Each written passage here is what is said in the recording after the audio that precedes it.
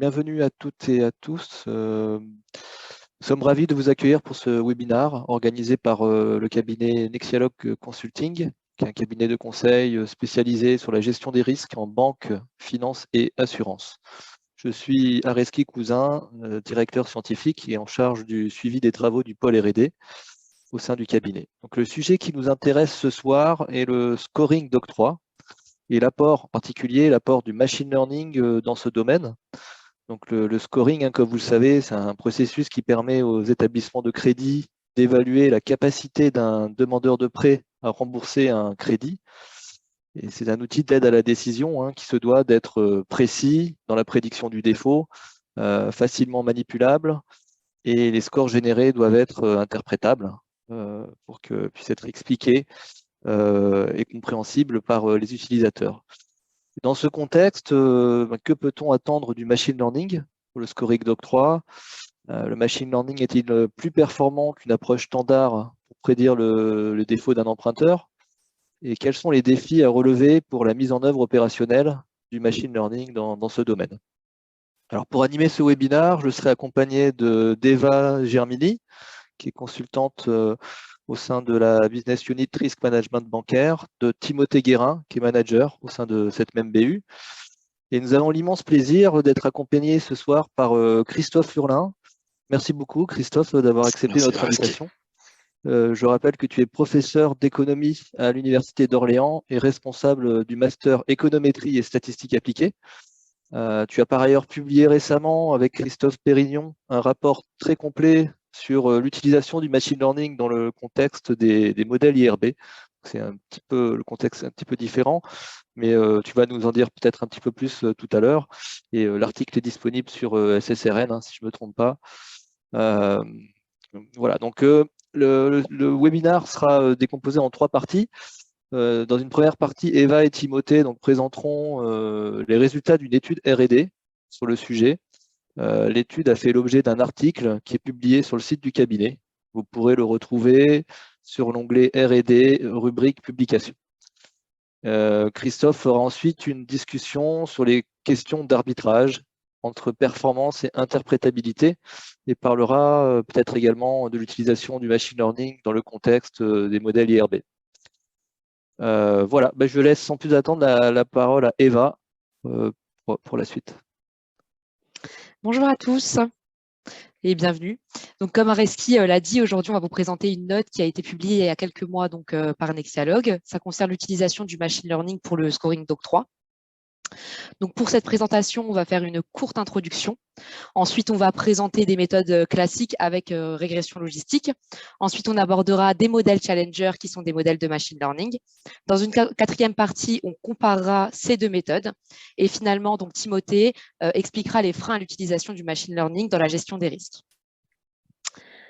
Donc, tout d'abord, une courte introduction. Donc, le credit scoring, c'est un outil d'aide à la décision qui permet d'anticiper la capacité de remboursement d'un emprunteur. Donc, en fait, on va regarder si l'emprunteur est solvable ou non et on va essayer de lui attribuer une note et une classe de risque en fonction du risque qu'il représente. Donc, l'objectif de la note, c'est d'expliquer pourquoi la question de l'interprétabilité, ça représente un frein dans l'utilisation du machine learning dans le cadre de la gestion des risques. L'argument pour l'utilisation du machine learning serait de dire que ces modèles présentent de meilleures performances. Donc, c'est-à-dire qu'ils vont permettre de mieux prédire le risque. Donc, par exemple, dans le cadre du calcul de fonds propres, si un modèle de méthode standard va surestimer le risque, en fait, si le modèle Challenger, donc avec un modèle de machine learning, permet une meilleure gestion du risque, pourrait baisser ses fonds propres et donc faire gagner des fonds propres à une banque. Et l'argument contre l'utilisation du machine learning dans la gestion des risques serait de dire que ces modèles sont difficilement interprétables, dans le sens où il va être difficile d'identifier et de quantifier les variables de risque. Donc, nous, on va proposer un comparatif entre 2 méthodes. Tout d'abord, une méthode standard avec régression logistique qui permet une bonne interprétabilité. Et secondement, donc, des méthodes avec machine learning, notamment avec Random Forest et XGBoost, qui permettent une meilleure performance, mais une difficulté d'interprétation. Et on va utiliser la valeur de Shapley pour pallier à ce problème. La base de données qu'on a utilisée, elle provient du site Kaggle. Elle concerne les prêts d'une banque américaine. Et donc, les variables que l'on a, ce sont des variables sur le contrat, sur le prêt ou sur la qualité de l'emprunteur. La granularité ne se fait pas au niveau client, elle se fait vraiment au niveau emprunt. Et donc, on a fait un pré-traitement sur ces données. Donc, tout d'abord, du label encoding des variables qualitatives. Et ensuite, on a fait de la discrétisation aussi des variables continues. Donc, pour commencer, la méthode classique par régression logistique. Donc, cette méthode, elle est composée de 3 étapes. La première étape consiste à sélectionner le meilleur modèle. Donc, on va faire une méthode itérative de sélection de variables. Donc, le test du Qui2 va permettre de tester la corrélation entre une variable explicative qualitative et le défaut. Et le V de Kramer va permettre de quantifier cette corrélation. Ensuite, on va tester plusieurs modèles de manière itérative. Donc, à la première itération, on aura la variable qualitative qui est la plus corrélée au défaut. Et à la nème itération, on aura les n variables explicatives les plus corrélées au défaut. Ensuite, donc, pour sélectionner le meilleur modèle, on va prendre le modèle qui minimise le critère d'information BIC. Également, donc, une fois que ces modèles sont formés, on va regarder si l'ensemble des coefficients de régression sont significatifs et garder les variables qui le sont. La seconde phase de ce modèle est la construction de la grille de score. Donc, l'objectif, c'est de pouvoir attribuer une note à une demande de prêt. Donc, on va attribuer la note de 0 si l'emprunt est le plus risqué et la note de 1000 pour les emprunts, pour les emprunts les moins risqués. Donc, parfois, on peut faire l'inverse. Ça va dépendre du choix. Donc, comment on va construire cette grille de score? Donc, on va faire un modèle de régression logistique avec comme variable explicative les variables qualitatives qui sont one-hot encodées. Et en fait, on va récupérer les coefficients de régression et ça va nous permettre de calculer une note intermédiaire par modalité. Et la note finale par emprunt va représenter la somme des notes intermédiaires. La troisième phase donc, de cette méthode consiste en la création des classes homogènes de risque. Donc, l'objectif, c'est de pouvoir regrouper les emprunts et de créer donc, des classes dans lesquelles les emprunts sont homogènes à l'intérieur et des classes qui sont hétérogènes entre elles. Donc, on va comparer 3 méthodes, la méthode des Camins, la méthode par CRH et la méthode par discrétisation par Vintile. Et donc, on va découper la note finale. Donc, pour chaque modèle, on va créer un modèle de régression logistique où la seule variable explicative sera donc les CHR. Et pour sélectionner donc, la meilleure méthode, on va prendre celle qui minimise l'AUC. Donc, voilà pour cette méthode classique par régression logistique. On va maintenant aborder donc, les modèles Challenger par machine learning. Donc, nous, on a choisi d'appliquer 2 modèles. Un modèle Random Forest, donc c'est un algorithme de bagging. Donc, ça crée plusieurs arbres de décision sur des échantillons bootstrap. Et chaque arbre de décision va créer une hiérarchie de classement des observations selon différents critères. Et donc, pour chaque échantillon bootstrap, on va obtenir des estimateurs, leur espérance et leur variance. Une fois qu'on agrège ces arbres de décision, cela permet en fait, de baisser la variance et donc d'avoir une meilleure précision du modèle. On a également donc testé un algorithme de boosting, le XGBoost. Ce modèle, il va créer de manière séquentielle plusieurs modèles. Donc, ça peut être des modèles de régression ou des modèles type arbre. Et donc, en fait, on va avoir le premier modèle sera un régresseur faible. Et en fait, à chaque itération, on va reprendre les résidus de l'itération précédente pour pouvoir entraîner sur les erreurs passées, ce qui va permettre d'améliorer la précision. Donc, en ce qui concerne la modélisation pour ces 2 modèles, on a utilisé comme variable d'input les mêmes variables que pour la régression logistique. Cependant, on ne les a pas discrétisées, on a gardé les variables continues. Pour interpréter les modèles, on va utiliser la valeur de Shapley. Donc, la valeur de Shapley, ça permet d'identifier et de quantifier les variables qui sont contributrices au risque. Intuitivement, en fait, il s'agit de faire varier une variable et de voir l'impact que ça aura sur la précision du modèle. Donc, pour chaque variable, on va calculer la contribution marginale. Donc, c'est la prédiction sortie suite à la variation d'une variable, moins la prédiction moyenne sur le modèle de référence. Donc, sur le graphique, juste ici, on présente les résultats pour le modèle Random Forest. Donc, on peut voir que la variable la plus contributrice au risque, c'est Lone Grade, et celle qui est le moins contributrice au risque, c'est Person Amp Length. Voilà. Et on peut quantifier du coup cet impact. Également, pour être plus parlant, on a essayé de simuler un nouveau prêt. Donc, ce nouveau prêt, il va prendre la modalité 1 sur la variable Person Home on Shipper, la modalité 1 sur Lone Grade, etc., jusqu'à la modalité 1 sur Downturn. Donc avec avec f de petit x, on peut voir qu'il est égal à 1, donc c'est-à-dire que le modèle a fait défaut. Et on peut voir que l'espérance de f de grand X, qui représente donc la moyenne du défaut sur le modèle de référence, est de 0,36. Donc si on fait 1 moins 0,36, on obtient 0,64.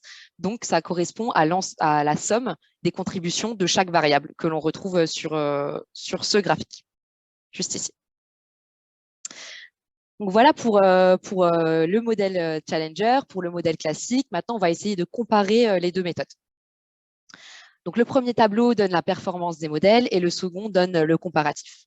Donc, pour la méthode standard avec régression logistique, comme on l'a dit précédemment, c'est vrai que c'est une méthode qui permet une bonne interprétabilité dans le sens où on peut bien quantifier l'impact de chaque variable de risque. Également, elle présente un grand avantage opérationnel car la grille de score permet de voir comment le score a été construit modalité par modalité pour chaque emprunt, de manière très opérationnelle. Après, les inconvénients qu'on peut voir sur cette méthode avec régression logistique, c'est que ça nécessite un fort traitement et une forte sélection de variables, donc c'est plus dense. Donc voilà, et une moins bonne performance qu'on décrira après. Et donc pour la random forest, ce qui est plutôt positif, c'est qu'on peut garder les variables continues. Donc ça nécessite un pré-traitement qui est moins dense. Elle permet donc une meilleure performance, mais l'inconvénient est représenté par l'interprétabilité. Donc, la méthode de Chapelet est moins intuitive, elle est moins connue et elle est plus complexe à mettre en œuvre. Donc, par exemple, pour faire de la documentation ou pour que ce soit accessible pour le régulateur, ça devient plus compliqué. Donc, finalement, il faut faire un arbitrage entre performance et interprétabilité. Donc là, la performance, on peut voir que la régression logistique présente 89% sur l'AUC et 60% sur le F1 score, tandis que le XGBoost, qui est le meilleur modèle en termes de performance, représente 93% sur l'AUC et 83% sur le F1 score. Donc, on a 4 points de pourcentage d'écart entre les deux méthodes. Donc, finalement, est-ce que pour ces 4 points de pourcentage, on est prêt à sacrifier de l'interprétabilité? C'est la grande question. Donc, je vous laisse avec Timothée pour la suite. Ouais. Bonjour à tous. Merci Eva pour cette présentation et cette analyse comparative entre un modèle de type machine learning et un modèle de type régression logistique. Comme tu l'as dit, en fait, il a souvent été démontré que les modèles de type machine learning ont un gain de performance supplémentaire au modèle de type régression logistique. Cependant, on peut constater que dans les processus d'octroi des établissements bancaires, les modèles de type machine learning sont peu, voire pas utilisés. Et on pourrait se poser la question du pourquoi et quels seraient les différents freins à leur non-utilisation. Du coup, notre discussion va s'articuler autour de 3 axes. Le premier étant que bien que les modèles de type que les processus d'octroi sont très automatisés, il y a toujours une composante à dire d'experts dans ces processus d'octroi. Le second axe portera sur l'interprétabilité des processus d'octroi. Et le troisième axe sur les aspects plus réglementaires. Du coup, si on revient aux premiers axes qui portent sur le dire d'expert dans les processus d'octroi, pour rappel, en fait, un processus d'octroi se compose en différents blocs. Un premier bloc qui va comprendre en fait un ensemble de règles d'experts qui va permettre d'abord, dans un premier temps, d'exclure un certain nombre de dossiers. Pourquoi leur exclusion? C'est soit suivant la stratégie commerciale de l'établissement, ou alors parce qu'il présente un profil risque trop important. Une fois que les dossiers ont passé ces premiers filtres, ils vont rentrer dans un moteur de décision. Et ce moteur de décision va comprendre des méthodologies, des modèles de scoring qui vont permettre en fait de donner une note à chacun des dossiers et d'aboutir à une décision typiquement en 3 classes. Une première classe souvent qui est dite verte, qui correspond à l'acceptation, une seconde qui est dite rouge, qui correspond à un refus, et une troisième qui est dite orange et qui correspond en fait à une indécision. Lors du développement en fait de ces modèles ils sont généralement pas 100% quantitatifs. En effet, il y a un aspect métier qui va rentrer en compte. En effet, ces modèles sont construits en collaboration avec les équipes risques qui vont, basées sur leur expertise, donner leur avis. et vont pouvoir en fait, en fonction des différents indicateurs donnés par les statisticiens, valider ou invalider telle ou telle variable et vont potentiellement forcer une variable plutôt qu'une autre. Ou bien, si on parle de discrétisation, proposer en fait un découpage à dire d'expert au lieu de bénéficier du découpage à dire stat. Du coup, on pourrait se poser la question de comment on pourrait intégrer en fait cette analyse à dire d'expert dans la méthodologie de machine learning et quel serait l'impact en fait sur ces modèles. Est-ce qu'on verrait une perte de performance et du coup rétablir l'écart entre la performance des modèles de type machine learning versus les modèles de type régression logistique. De plus, quand on parle de machine learning, on pense souvent à l'intégration d'une multitude de données, de variables dans le modèle. Ces variables, elles peuvent être soit des variables externes ou soit des variables internes. Si on parle de variables externes, l'établissement bancaire peut faire appel à des fournisseurs de données. Souvent, cela a un coût. Et du coup, on pourrait se poser la question en fait du gain versus le coût. Est-ce que finalement intégrer des nouvelles variables, ça va pas impacter la rentabilité de l'établissement bancaire? En parlant des données internes, souvent quand on fait un modèle, on se rend compte que la première difficulté lors du développement d'un modèle, c'est les données et leur stabilité. Du coup, est-ce que les banques aujourd'hui ont un historique assez long de données et surtout assez fiable pour pouvoir utiliser pleinement la méthodologie du machine learning? Ensuite, le second point porte sur l'interprétabilité, qui est un élément indispensable dans la compréhension du processus d'octroi, que ce soit indispensable pour les analystes de risque, qui vont potentiellement revoir les décisions prises par l'outil et qui vont potentiellement affiner cette décision-là dans le cas d'un processus, dans le cas d'une décision indécise, que au niveau de la direction, qui a besoin de comprendre et qui a besoin de piloter l'outil. Et du coup, est-ce qu'amener de la complexité va être un gain pour l'entreprise ou non? Et pour parler d'un point de vue un peu plus technique, on pourrait juste regarder l'implémentation en fait des modèles. Aujourd'hui, la régression logistique, c'est juste une formule mathématique assez simpliste et qui ne mérite pas en fait des coûts de développement d'implémentation très importants, tandis que implémenter un modèle de machine learning peut s'avérer plus compliqué et plus hasardeux. Par exemple, dans mon cas, moi j'ai déjà vu des équipes informatiques qui s'étaient trompées dans l'intégration en fait d'une simple grille de score. Et du coup, on pourrait se poser la question de comment on fait le machine learning, comment se passe l'effet recette, etc. Le troisième axe, c'est plutôt sur l'aspect réglementaire. Aujourd'hui, dans les processus d'octroi sont assez libres. Concrètement, c'est à la main de chaque établissement bancaire et peuvent faire à peu près ce qu'ils veulent. Il y a quelques nouveaux textes de l'EBA qui ont été publiés récemment, qui donnent des indications plutôt que des prescriptions et qui soulignent notamment, par contre, l'interprétabilité et la compréhension de ces modèles. Enfin, il y a certains établissements bancaires qui font le choix en fait d'utiliser les mêmes modèles à l'octroi que les modèles dans le calcul des fonds propres réglementaires.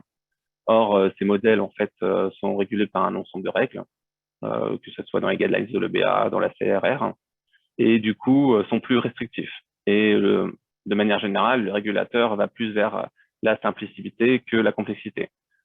C'est néanmoins, enfin, cela peut être à peu près contrasté dernièrement parce qu'il y a un article de l'EBA qui a été publié, qui était une discussion en fait sur les modèles IRB et le machine learning. Et dans ce rapport, 4 points ont été soulevés, 4 challenges. Le premier, bon, c'est l'interprétabilité. Le deuxième, c'est la définition, la mise en place, la complexité à analyser en fait les différents grades. Le troisième étant la documentation. Il faut pouvoir comprendre les hypothèses et le fonctionnement du modèle. Et enfin, la disponibilité des données. Est-ce que en fait les banques ont un historique assez important pour pouvoir utiliser ces données de manière fiable? Du coup, nous, à travers ces 3 axes, on a identifié certains freins à l'utilisation du machine learning. Potentiellement, il pourrait y en avoir d'autres.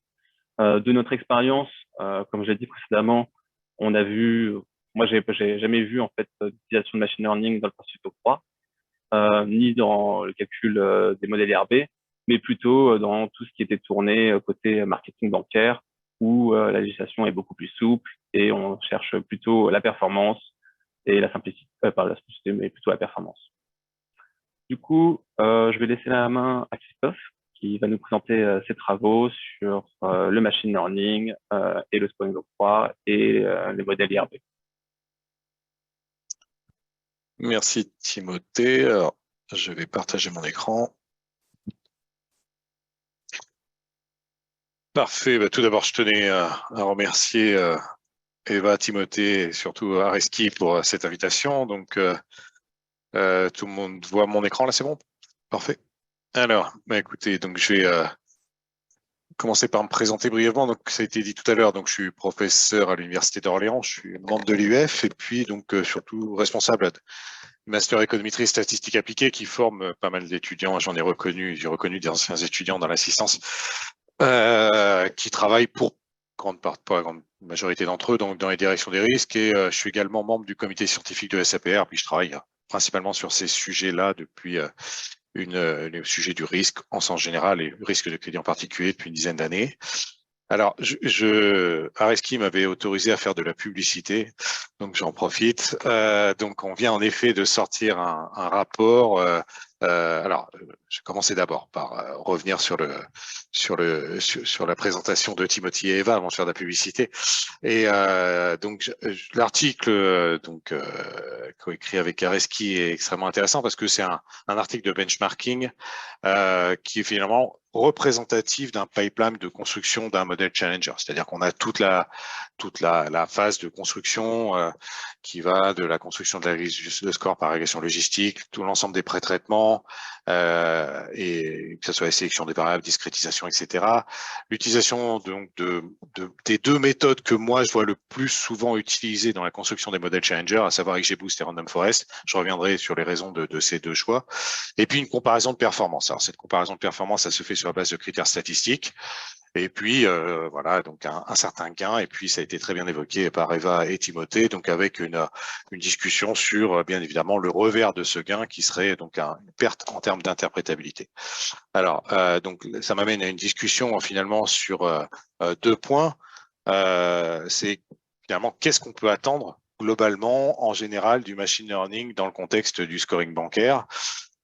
Justement, il y a cette discussion sur la performance, mais la performance, comment on l'apprécie? Est-ce qu'on braque sur la performance économique, la performance statistique, ou est-ce qu'on élargit sur des problématiques de performance économique? Et donc, on reviendra un peu sur le contexte réglementaire, non réglementaire, ce qu'on entend par là. Ça peut être aussi une performance en termes de productivité, ça a été évoqué notamment par Eva. Et puis la deuxième question, c'est celle de voilà, ces fameux et arbitrage qui pourrait exister entre l'interprétabilité et la performance. L'idée, c'est finalement, si je gagne en performance, est-ce que je dois être moins interprétable? Voilà. Et donc là, il y a pas mal de travaux récents qui peuvent être intéressants à évoquer. Alors, voilà, donc j'en viens justement à la page de publicité. Donc on vient de sortir un rapport en effet sur l'utilisation du machine learning dans le contexte spécifique des modèles IRB, donc avec mon collègue Christophe Pérignon d'HEC, dans lequel on a vraiment une vision assez détaillée à la fois sur l'aspect académique, mais aussi dans l'utilisation pratique de ces modèles. Et je rejoins ce qui a été dit par Timothée, ce qu'on observe paradoxalement et suite au discussion paper de l'EBA publié en 2021, c'est un peu paradoxal, mais c'est vrai qu'il y a jusqu'à présent peu d'utilisation du machine learning, voire pas du tout dans le contexte réglementaire au sens général. Et on s'est posé un peu la question du pourquoi.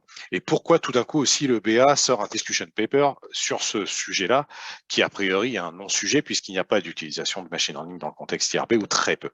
Et donc voilà, ça appelle un certain nombre de réflexions qui touchent aussi des problèmes de concurrence bancaire.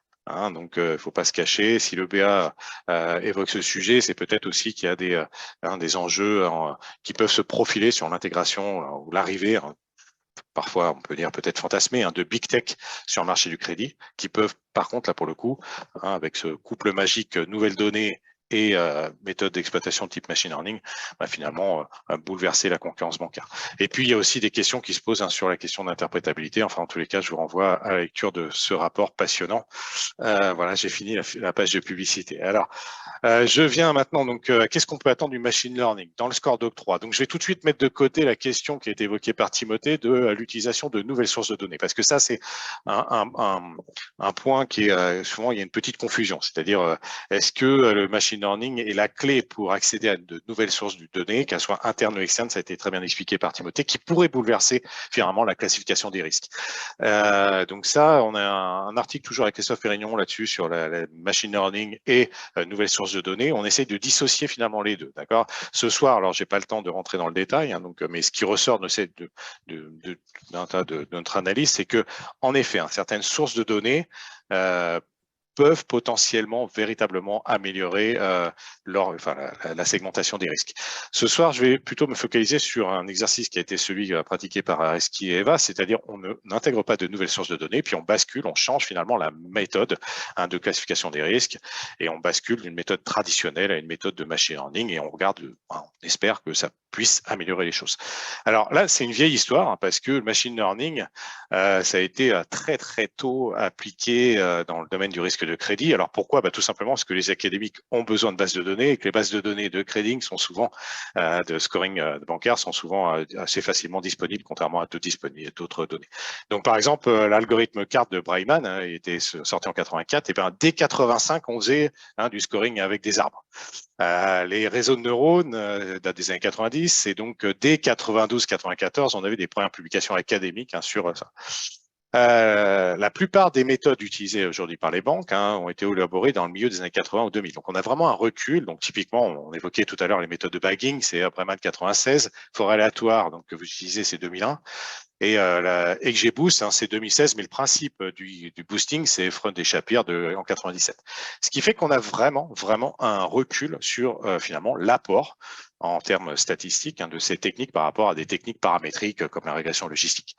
Alors, il y a un survey de Lessman et ses co-auteurs dans European Journal of Operational Research qui était sorti en 2015, qui listait déjà 40 articles avec chacun un grand nombre de méthodes de classification. Donc ici, dans celle-là, vous avez le nombre de classifieurs utilisés dans chaque article et utilisé sur un grand nombre de bases de données, etc. Et donc ça montre qu'il y a vraiment une énorme littérature académique là-dessus. Et puis aujourd'hui, donc là c'est un article qui datait de 2015, qui est vraiment un peu référence sur le benchmarking finalement de ces méthodes de machine learning dans le contexte du risque de crédit. Et puis maintenant, si aujourd'hui vous allez sur Google Scholar et vous tapez crédit scoring, vous n'avez pas moins de 1900 articles et à 80% utilisent des techniques de machine learning. Alors qu'est-ce qui ressort de cette masse de réflexion académique sur l'apport machine learning, etc. Il ressort 3 résultats. Premièrement, il n'y a pas de gain significatif avec des classifieurs individuels. Donc ça, c'est les vieux résultats de Thomas dans les années 2000. C'est-à-dire, en gros, si je compare des SVM ou des réseaux de neurones simples à une régression logistique, vous allez avoir des gains très légers en termes d'AUC ou d'autres critères.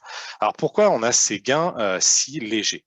Finalement, parce qu'on a très peu de non-linéarité dans les données qu'on utilise généralement pour faire du scoring bancaire. C'est-à-dire qu'il n'y a pas beaucoup d'interactions. Il en existe, mais il n'y a pas beaucoup d'interactions entre les facteurs.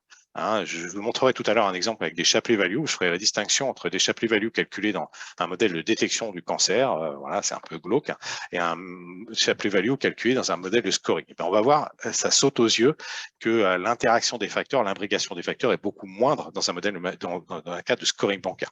Concrètement, voilà, si j'ai un montant de financement élevé, j'ai une plus grande probabilité, mais ça interagit pas forcément avec tout un tas d'autres facteurs. Et donc, l'idée d'avoir des modèles extrêmement flexibles, finalement, on gagne pas beaucoup. Alors en fait, le deuxième résultat, c'est qu'il a fallu attendre les méthodes d'ensemble dans les années 2000 pour qu'il y ait des gains prédictifs à l'utilisation du machine learning dans le cas du scoring. Pourquoi? Ça a été dit et très bien expliqué par Eva tout à l'heure. Donc, le principe, par exemple, du bagging, hein, c'est une vieille idée, c'est-à-dire qu'on va avoir de l'agrégation de modèles qui va rendre finalement les modèles plus robustes. Alors, dans les méthodes d'ensemble, hein, il y a en gros les deux grandes familles, c'est le bagging et le boosting. Et le bagging, bah, justement, c'est une sorte de moyennisation de modèles, hein, de weak learner, comme l'évoquait Eva. Et donc, finalement, on va avoir une sorte de réduction de la variance, on va avoir des prévisions beaucoup plus robustes. Donc, finalement, c'est pas la flexibilité des modèles, mais c'est plutôt la robustification par une sorte d'agrégation, hein, ou de boosting, peu importe, dans les deux cas, mais qui va permettre des gains prédictifs. Donc ça, typiquement, hein, donc les papiers là que j'évoquais, les benchmarks, les études de benchmark de Leissman et Bart Bassens, par exemple, montrent que globalement, les deux modèles stars, hein, dans le domaine, c'est Random Forest et XGBoost. Donc c'est exactement ce qu'on retrouve dans l'industrie. Troisième résultat qu'on a dans la littérature, les gains en précision ont tendance à plafonner. C'est-à-dire, si vous utilisez le dernier algorithme à la mode, aujourd'hui du machine learning, eh bien, vous n'arriverez pas à faire beaucoup mieux que les random forest et les XGBoost, que les méthodes d'ensemble homogènes. Hein, donc ça, c'est par exemple, il y a beaucoup de travaux à l'heure actuelle, hein, sur le deep learning et qui montrent, hein, par exemple, là, ce papier toujours de mon collègue Bart Bassens, qui montre en gros qu'il y a plus de gains à passer sur des techniques plus élaborées, plus sophistiquées que, hein, ces méthodes d'ensemble de première génération qu'on va qualifier de méthodes d'ensemble. Ça, c'est un papier de la Banque centrale d'Espagne sur l'utilisation du machine learning en risque de crédit. Il y a un beau graphique ici qui montre que, bah, finalement, ici, sur cet axe, on a la complexité des modèles. Sur cet axe, on a en gros une AUC et représentée dans différentes études académiques. Et ce qu'on voit, bah, finalement, on a une sorte de courbe en cloche, c'est-à-dire qu'en gros, quand on va commencer de passer sur des méthodes de renforcement, sur des méthodes de CNN, sur des méthodes de deep learning, c'est-à-dire que dès qu'on dépasse un peu là, le stade de Random Forest et XGBoost, et bien finalement, on a soit une stabilisation, soit une décroissance, voire même une décroissance, hein, des AUC. Donc ne rêvez pas, il n'y a pas d'algorithme magique qui tout d'un coup va faire passer vos AUC donc de 0,80 à 0,97. Là-dessus, la littérature académique est très claire. Il n'y a plus de gains sur les techniques, sur les modèles de scoring, hein, donc qui sont des données particulières, tabulaires, avec des propriétés particulières. Donc, finalement, donc ça, c'est le point. Donc, il existe des gains. Ces gains sont associés aux méthodes d'ensemble. Et finalement, ils tendent à plafonner, mais peu importe, on peut tout à fait tirer profit de ces gains. Alors, tirer profit de ces gains, pour l'instant, comme les a mesurés, par exemple, Eva et Timothée, ce sont des gains qui ont été calculés en termes statistiques, des gains en AUC, des gains en Gini, en F1 score, en ce que vous voulez. La question fondamentale, c'est est-ce que ces gains se transforment, avant même de se poser la question d'interprétabilité, est-ce qu'ils se transforment en gains économiques? Et là, la littérature académique est aussi peu claire, c'est-à-dire que je vais prendre deux cas, hein, donc on va se mettre dans le score d'octroi finalement. Et il y a déjà des études qui montrent que quand on prend des critères autres que des critères de performance statistique type AUC, etc., et qu'on passe sur des critères économiques, c'est-à-dire avec des fonctions de coût, etc., ou des fonctions de profit, eh bien, le classement qu'on peut obtenir et le gain qu'on peut avoir avec certaines méthodes de machine learning est déjà peut-être plus le même. D'accord ?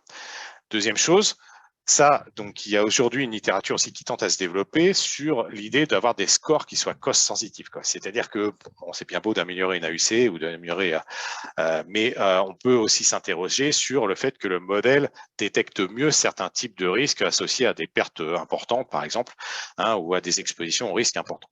Et donc là, il y a des notions un peu de cost sensitive qui peuvent être intéressantes à traiter. Dans le domaine IRB, là, donc on a une discussion assez étoffée là dans notre article avec Christophe Pérignon sur ce sujet-là. Est-ce que les gains en termes d'AUC, de Gini, etc., se transforment potentiellement en gains en termes de RWA et de capital réglementaire? Parce que ça, c'est un peu le fantasme qu'on pourrait avoir, c'est de se dire, OK, je vais arriver à mieux identifier les risques, à mieux identifier certains segments de risque. Et comme l'a dit tout à l'heure Eva, peut-être qu'en plus, hein, donc au-delà de la meilleure identification, peut-être que le risque était surévalué, surestimé par les méthodes traditionnelles. Le problème, c'est que le fait que l'AUC baisse, hein, avec un random forest, rien ne garantit que la régression logistique surestimait les risques. Elle peut tout à fait avoir sous-estimé au contraire les risques. Et il peut y avoir clairement un hiatus, hein, entre le gain que je peux faire statistique et le gain que je pourrais faire en termes économiques. Et là-dessus, il y a un peu un équilibre de sous-utilisation. C'est-à-dire, là, il y a un jeu pernicieux qui s'établit avec le régulateur. C'est-à-dire, si vous avez un gain nul de passer d'une régression logistique à un random forest ou à un gain, voire négatif, donc une augmentation des RWA, eh bien, on sent bien que la banque ne va pas être enclin à utiliser ce type de modèle. Hein, donc, voilà. À l'inverse, si par contre, vous faites état d'une diminution de vos RWA de 30% parce que vous êtes passé d'une régression logistique à un XGBoost, on sent bien qu'il va y avoir une petite suspicion d'optimisation réglementaire et, par exemple, une petite recherche, un grid search sur les hyperparamètres qui ont fait que voilà, vous êtes tombé sur la bonne configuration de modèle. Et donc, on sent bien que l'équilibre, il est difficile à bouger parce que finalement, si vous avez un modèle qui, même si vous le faites de bonne foi, détecte mieux le risque et conduit à une baisse des RWA ou une augmentation des profits, finalement, on va y avoir un peu une suspicion. Est-ce que ce modèle, il est réellement, et d'autant plus si vous écartez un peu des best practices aussi du marché. Donc, il y a une étude, alors il y a peu d'études académiques sur la question, mais il y en a une qui a été réalisée par deux collègues, Henri Fraisse et Mathias Laporte, qui sont des gens qui travaillent d'ailleurs à la CPR et à la Banque de France et qui ont publié un article en 2022 sur les rendements, enfin, sur l'utilisation du machine learning dans le contexte IRB. Et leur périmètre, donc, c'est en gros les 6 grands groupes bancaires. Ils sont sur des bases de données de crédit corporate. On est sur un bassin de 229 000 entreprises, donc c'est vraiment une base conséquente. On est sur 80% des crédits aux entreprises sur cette période. Pourquoi? Parce qu'on travaille tout simplement avec les données de la centrale des risques. Donc l'idée, c'est leur démarche, elle est tout à fait convaincante, c'était de faire exactement ce qu'ont fait Eva et Timothée, c'est-à-dire de reproduire la démarche habituelle d'un modèle de construction de PD réglementaire et de comparer à un modèle de machine learning et de voir, alors non seulement ce qu'on gagne en termes d'AUC, etc., mais aussi ce qu'on gagne en termes de RWA ou ce qu'on perd. Et autre chose, ils ont mis en place aussi toute la stratégie de tests de validation. On parlait tout à l'heure des clusters de risque, des tests d'homogénéité, d'hétérogénéité, pour vérifier si ces modèles et les classes de risque qui étaient issues de ces modèles passeraient les tests du régulateur, du superviseur. Et donc, les résultats de cette étude, c'est que, voilà, alors, il y a un problème parce que le choix de l'algorithme, il influence à la fois bien évidemment les fonds propres réglementaires et en plus l'approbation réglementaire, c'est-à-dire le fait que je puisse passer ou non les tests habituels qu'on fait de façon un peu systématique sur ces modèles-là. Alors par exemple, donc Eva mentionnait tout à l'heure le Random Forest qui avait des surperformances ou le XGBoost donc par rapport à la régression logistique, mais le Random Forest ici, donc il a été les hyperparamètres avaient été fixés par une procédure de cross-validation pour éviter l'overfitting. Il n'en demeure pas moins que dans leur étude, il y avait encore du l'overfitting et que cet overfitting conduisait donc, alors certes, à avoir une bonne performance comparativement à la régression logistique, mais conduisait à faire en sorte que finalement ce modèle échouait à passer les tests de validation sur un échantillon de tests. De la même façon, donc le XGBoost, qui présentait en termes d'AUC une amélioration par rapport à la régression logistique standard, conduisait à une charge en capital qui était supérieure à l'approche standardisée, c'est-à-dire qu'on était en train de remettre en cause carrément l'utilité même finalement d'une approche IRB. Alors, à l'inverse, c'est pas une généralité, je suis pas en train de dire que le machine learning ne peut pas être utile dans ce contexte-là. Et je n'ai pas le temps d'étoffer, mais on peut aussi imaginer que le machine learning soit utilisé autre part que dans le modèle de discrimination des risques, en amont ou en aval, notamment sur la préparation des données, sur tout un tas de ce qui autorise un certain nombre de gains de productivité. Ça a été mentionné par Eva tout à l'heure. Donc, si on se focalise sur cet aspect de modèle de discrimination des risques, il y a certains modèles, comme des réseaux de neurones, et vous voyez, là, on a des résultats qui sont inverses à la littérature académique concernant les AUC, puisque les réseaux de neurones, qui sont des classifieurs individuels tout simples, étaient à la fois robustes au sens où ils passaient les tests de validation, et puis permettaient une réduction des fonds propres, à la fois par rapport à l'approche standardisée, et à la fois par rapport à l'approche standard avec régression logistique. Donc voilà. Donc tout ça pour dire, je pense que fondamentalement, la question de l'évaluation du gain de machine learning au regard des techniques habituelles doit se poser, alors non seulement en termes bien évidemment de critères statistiques, mais en outre en termes de critères économiques. Alors, admettons qu'il y a un gain économique et gain statistique, un gain en termes de précision et puis un gain en termes de productivité.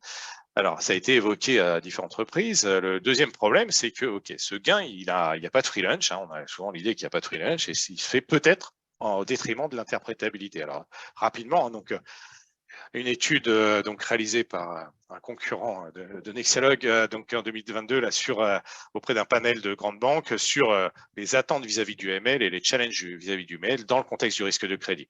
Et du côté des attentes, on retrouve exactement ce qui a été évoqué, une amélioration de l'accuracy, découverte de nouveaux segments de risque et puis des gains de productivité. Du côté des challenges, les deux premiers challenges, c'est en gros, est-ce que le régulateur va me suivre? Ça, c'est clair. Et quel est son degré d'acceptabilité par rapport à ces méthodes? Et ça, c'était l'objet vraiment de la discussion qui a été initiée par l'EBA en 2021. Donc, voilà, donc c'est un point sur lequel je ne peux pas trop m'étendre. Mais le deuxième, c'est la difficulté qu'il y a à expliquer que ce soit aux équipes de validation interne, aux clients potentiellement dans le cas d'un score de 3 ou aux équipes ou aux superviseurs dans le cas où on est sur un périmètre réglementaire. Et donc, ça, c'est vraiment les deux gros freins. Et donc, on va mettre tout ça sous le problème de l'interprétabilité. Alors, interprétabilité, explicabilité, toujours, c'est très compliqué. Pourquoi? Parce que déjà, on n'est pas super sûr des termes. Mais en gros, ce qui se dégage dans la littérature et du côté des régulateurs, c'est que l'interprétabilité, en gros, on a une compréhension globale du modèle. Et puis, explicabilité, on est plutôt au niveau local. Pourquoi monsieur Christophe Hurlin s'est vu refuser son prêt à la consommation? Alors, maintenant, une fois qu'on a dit ça, on sent bien que ce n'est pas les mêmes types de réponses qu'on doit apporter aux clients lambda, donc d'un score d'octroi d'un crédit à la consommation, aux équipes de validation interne. Ce n'est pas les mêmes réponses qu'on doit apporter aux superviseurs, ce n'est pas les mêmes réponses qu'on doit apporter au top management. Donc, il y a vraiment aussi une question d'adaptation de ce qu'on entend par expliquer ou interpréter un modèle. Et ça, c'est compliqué, ce n'est pas que de la stat, donc c'est vraiment des sujets assez compliqués. En gros, on va distinguer là, ce soir, pour être rapide, l'interprétabilité intrinsèque et l'interprétabilité post-hoc, c'est-à-dire ex post. Voilà. En gros, soit j'ai un modèle qui est nativement interprétable, un arbre court ou une régression logistique, et donc ça, je sais l'interpréter, je sais expliquer ça voilà, à mon patron ou mon équipe de validation, soit je fais tourner un modèle que je ne comprends pas nécessairement, je ne comprends pas trop le lien entre les inputs et les outputs, et ex post, je mets en place une technique d'interprétabilité pour le rendre ex post interprétable. Alors, c'est ce c'est ce que vous avez fait dans l'article avec ces fameuses valeurs de Shapley. Alors, là-dessus, le problème, c'est qu'il y a énormément de méthodes. Donc, on a mis en place des cours là-dessus, donc Master ESA avec mon collègue à HEC. Donc là, l'idée, c'est que il y a plein de méthodes, qu'on soit au niveau global, qu'on soit au niveau local. Je peux en citer pêle-mêle, les PDP, les ALE, les ICE, le LIME, le SHAP, etc. Et j'en passe. Voilà. Alors déjà, première difficulté, moi, quand je me trouve à votre place, c'est de savoir quel type de méthode je dois utiliser pour fournir quel type d'explication à quel type d'interlocuteur. Et ça, c'est vraiment pas évident. Donc, on sent qu'il y a une première difficulté. Alors, encore une fois, donc, si je résume, on aurait des données, on fait tourner un modèle qui est potentiellement type black box et puis random forest ou XGBoost qui nous permet de booster les performances. Et puis derrière, on met une couche de méthode d'interprétabilité en espérant que mon interlocuteur me comprenne. Pourquoi on accepte de faire ça? Pourquoi on accepterait de faire ça? On accepterait de faire ça parce qu'on croit à cette idée d'un trade-off entre interprétabilité et performance. Donc là, j'ai pris un article qui est illustratif de ce qu'on croit dans la littérature académique et de ce qu'on croit aussi dans l'industrie bancaire souvent. C'est-à-dire qu'en gros, plus je fais, on va dire, plus je gagne en accuracy, moins je suis interprétable. Donc dans ce modèle, par exemple, j'ai une régression linéaire, elle est parfaitement interprétable, mais bon, voilà, une régression logistique, peu importe, je suis une accuracy faible. Des classifieurs individuels, je vais avoir une interprétabilité forte, mais une accuracy faible. À l'inverse, le random forest que Eva nous a présenté, ok, j'ai une meilleure accuracy, mais j'ai une baisse de l'interprétabilité où je ne suis plus du tout interprétable. Donc, voilà. Alors, cette idée qu'on puisse accepter finalement de mettre en œuvre des techniques d'interprétabilité ex post parce qu'on gagne en termes de gains de productivité, de gains en accuracy, etc. Aujourd'hui, elle est en train d'être challengée. C'est-à-dire qu'il y a des gens, donc alors je vais partir du plus général, dans la littérature académique en machine learning, après je viendrai dans le risque de crédit et puis après dans l'industrie bancaire, qui commencent de dire, ok, il y a un souci avec ces méthodes d'interprétabilité ex post. C'est-à-dire, alors je suis en train un peu de tuer le business sur lequel je suis assis, puisque je fais un cours de méthode d'interprétabilité, mais concrètement, il y a par exemple un article qui a fait du bruit de Cynthia Rudin, qui est une chercheuse en machine learning, donc à Duke, qui a dit en gros arrêtez d'utiliser des modèles black box dans tout ce qui est high-stake decision. Donc, en gros, voilà, tout ce qui touche dans le périmètre de l'AI Act donc en Europe, et typiquement, les modèles de crédit scoring font partie de tout ce qui est en jeu, quoi, d'accord. Alors, pourquoi? Quel est son... Alors, Rudin, elle dit, OK, les méthodes d'interprétabilité, elles présentent des limites. Première limite, elles fournissent des explications qui ne sont pas fidèles à ce que le modèle calcule. Alors, c'est très bête, hein, mais raisonnement par l'absurde. Si ma méthode d'interprétabilité me donne exactement ce que donne le modèle initial, forcément, elle n'est pas interprétable. D'accord. Donc, j'ai juste forcément en face des yeux, j'ai une approximation. Alors, est-ce que le régulateur se satisfait d'une approximation? Est-ce que le client se satisfait d'une approximation? C'est un débat. Deuxième, parfois, j'ai des explications qui n'ont pas de sens. Alors, je ne sais pas si vous avez déjà arrivé de faire tourner des chapelets et puis de ne pas bien comprendre ce qui sortait. Oui, ça arrive, d'accord. C'est la vie. Autre chose, si je fais tourner un lime et si je fais tourner un chapelet, il n'est pas exclu que parfois, il y en a un qui me dise, je sais pas, que là, j'ai un impact positif sur le client numéro 178 sur la probabilité de défaut, et puis que l'autre me dise, il n'y a pas d'impact, ou voire même un impact négatif. Il peut y avoir des divergences dans les méthodes d'interprétabilité. Là, il y a un papier qui était sorti assez récemment là sur ce problème de disagreement et savoir comment je m'en sors, quoi, hein, donc voilà. Alors, ça, c'est en littérature de machine learning. Et puis maintenant, si on descend dans le risque de crédit, il y a par exemple un papier récent là, de Chen et al. 2022 qui est sorti sur l'instabilité des interprétations dans le cas des portefeuilles avec très peu de défauts. Alors, vous savez très bien que quand il y a très peu de défauts, ça implique des problèmes d'apprentissage. Hein, donc, les modèles, ils ont tendance à dire tout le temps 0, 0, 0. Quoi. Et puis, il y a des problèmes sur l'évaluation. Il y a tout un tas de critères qui perdent leur sens, comme la PCC, etc. Mais maintenant, il y a un nouveau problème, c'est quand je fais du CHAP, le modèle, il a tendance à me dire un peu des choses un peu variables, d'accord, par exemple. Hein, et donc, ils utilisent du CHAP et du Lime. Et sur des portefeuilles à peu de défauts, donc là, ils étaient à 1%, ils ont un indicateur de dispersion des réponses du Lime qui est assez important par rapport à ce qui se passe quand on passe avec des portefeuilles à 5%. Donc, attention à l'utilisation de ces méthodes sur des portefeuilles sans rééchantillonnage, etc. Alors, j'en viens au point, c'est existe-t-il un arbitrage performance-interprétativité? Parce que finalement, là, on est en train de mettre en place des méthodes à la suite des modèles, et ces méthodes, elles présentent elles-mêmes des limites. Donc, finalement, il faut qu'il y ait un gain, quoi. Alors là, je repars en théorie générale et après, je redescends. Théorie générale, c'est un article de Semenova et toujours là, Rudin, je suis fan de cette jeune femme, qui nous dit que voilà, il y a toujours l'existence de modèles de machine learning simples qui sont performants. Alors, c'est quoi son raisonnement? Elle introduit une notion qui est l'ensemble de Rashomon. C'est un ensemble de modèles prédictifs qui fournissent une prévision très proche de celle du modèle optimal boîte noire. Donc, je reprends l'exemple d'Eva.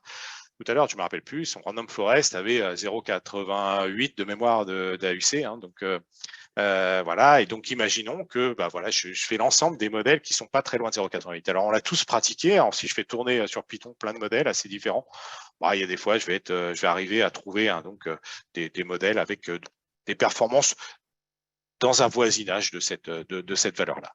Eh bien, l'idée, c'est que ce que démontre Semenova et ses co-auteurs, c'est que cet ensemble, il est sans doute très grand, il est sous-temps très grand. Et s'il est très grand, il est très probable que dedans, il y a un modèle interprétable. Conclusion, ça veut dire que chaque fois que vous avez en face de vous des données, il y a sans doute un modèle qui est à la fois précis et interprétable. Simplement, je ne vais pas le chercher. Donc ça, c'est de la théorie. Donc attention, parce que si c'est vrai, ça veut dire que derrière l'argument, je fais des chapelets, je fais des limes, etc., il tient plus trop, quoi. Et donc là, je donne un exemple, hein, mais là, il y a beaucoup de littérature aujourd'hui et maintenant là-dessus, sur du machine learning interprétable, mais cette fois-ci, la terminologie machine learning interprétable ne veut plus dire la même chose. L'idée, c'est de chercher un modèle de machine learning qui soit nativement interprétable et pour lequel j'ai pas besoin de faire des chapelets, des limes et des PDP, des ICE, etc. Et donc, je donne un exemple, je fais encore de la pub parce que c'est Areski qui m'a autorisé à faire de la pub. Mais donc, dans un article de 2022, donc on avait proposé une méthode très simple qu'on appelle le PLTR, qui était basée sur une régression logistique. D'accord, bon, c'est tout bête. Simplement, au lieu de rentrer les variables, on rentre des variables binaires qui sont issues d'arbres de décision très courts, donc arbre de classification ou arbre de régression, suivant que les variables sont continues ou discrètes, de profondeur 2. Donc, on fait des arbres de dimension 2, sur toutes les variables voilà, et après on crée des variables binaires suivant qu'on tombe dans les feuilles terminales ou pas, d'accord. Donc ça permet finalement de modéliser les interactions entre deux variables et ça permet de modéliser les effets de seuil, c'est-à-dire il se passe quelque chose si le revenu est supérieur à 2 000 € ou si monsieur et madame sont mariés, etc. D'accord? Donc il y a à la fois interaction entre revenu et statut marital, par exemple, et puis aussi des effets de seuil. Et bien, donc après, bon, vu qu'on a plein de variables avec 0,1, puisqu'à la fin c'est des binaires, hein, donc les coefficients de la logistique s'interprètent très facilement, bah, ce qu'on fait, on fait une régression par une méthode lasso, adaptative lasso, peu importe. Donc on va chercher finalement les prédicteurs qui font bien. Et bien ça, je vous montre juste, encore une fois, je ne vais pas faire de la pub, mais Random Forest, donc on est sur différentes bases de données, là, voilà, etc. Mais on est à 0,77 pour un Random Forest. Et là, ici, sur cette base-là, on était à 0,7780. Je ne suis pas en train de dire qu'on fait mieux, je suis en train de dire qu'on fait pareil. Sur une autre base de données, on est ici à Random Forest, on est à 0,93. Bah là, on est à 0,90. C'est encore une fois, comme l'a très bien dit tout à l'heure, je pense que c'était Eva, voilà, pour 3 points d'AUC, si je fais un test, peut-être que d'ailleurs je suis pas significatif, et puis de différence. Et puis, mais si je suis significatif, d'un côté, j'ai un modèle qui est non interprétable, et de l'autre, je suis interprétable. Donc tout ça pour dire, voilà, il y a tout un tas de littérature qui semble à se développer pour faire du ML qui soit nativement interprétable. Et là, donc dans l'industrie, il y a alors là pour le coup, il y a des gens qui sont un peu à fond là sur cette dimension. Sur LinkedIn, quelqu'un qui s'appelle Agus Sugento, j'ai peur d'écorcher son nom, mais qui est le directeur, le responsable des risques de modèles corporate chez Wells Fargo, donc qui vraiment est à fond opposé à l'utilisation des black box, tout en étant à fond pro machine learning. Et donc, en gros, ils ont développé tout un tas de toolbox qu'il appelle PIML, donc Python Interpretable Machine Learning, dans lequel voilà, il y a tout un tas de choses. Alors bon, je ne vais pas discuter ce soir, mais par exemple, il y a des Explainable Boosting Machine, des modèles additifs généralisés avec interaction, qui sont des modèles parfaitement interprétables. Hein. C'est vraiment très, très bête, hein, très, très simple, mais qui donnent des performances qui sont plutôt correctes. Donc voilà, donc je sens qu'aujourd'hui, dans la littérature académique, il y a une évolution. Hein, et puis dans l'industrie, à certains endroits, de gens qui se posent la question finalement de l'utilisation du machine learning, mais dans un contexte un peu différent, c'est-à-dire avec les avantages, donc la performance, mais pas les inconvénients, c'est-à-dire pas la perte d'interprétabilité. Je m'arrête là. Merci beaucoup, Christophe. C'était très, très clair.